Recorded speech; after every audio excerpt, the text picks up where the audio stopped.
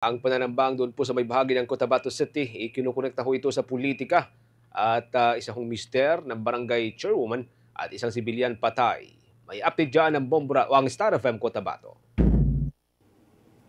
Patay ang mister ng isang barangay chairwoman at isang sibilyan habang sugatan ng 11 anyos na anak matapos ang pananambang sa Cotabato City. Kinilala ang biktima na sina Mike Pusaka, asawa ni Poblacion 5 at chairwoman Pahima Pasawiran Pusaka at si Comini Kusaina na damay sa insidente. Naganap ang pamamaril pasado alas 10 ng umaga sa Hosilim Street, Poblacion 5. Sa panayam ng 93.7 Star FM Cotabato, sinabi ni Kalanganan Mother Chairman Dato Bimbo Pasawiran, kapatid ng chairwoman, na politika ang motibo sa pamamaslang at layong ubusin ng kanilang pamilya at mga kaalyado. Dagdag pa niya, malinaw sa CCTV ang mga salarin ngunit hindi mo na ilalabas ang ebidensya habang inihahanda ang kaso. Kasabay nito, pinuna ni Pasawiran ang patuloy na kriminalidad sa lungsod at nananawagan sa BARMM at national government maging sa Senado na agad panghimasukan ng sere ng mga patayan na umano'y may layong patahimikin ang mga hindi kaalyado sa politika. Hindi namin sukat akalain kahit babae kaya nilang patayin.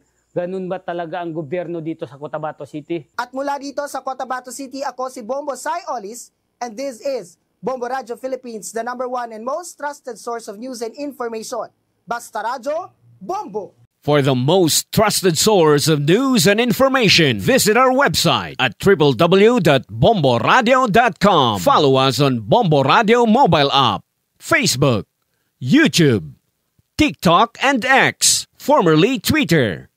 Like, share, and stay connected. Anytime, anywhere.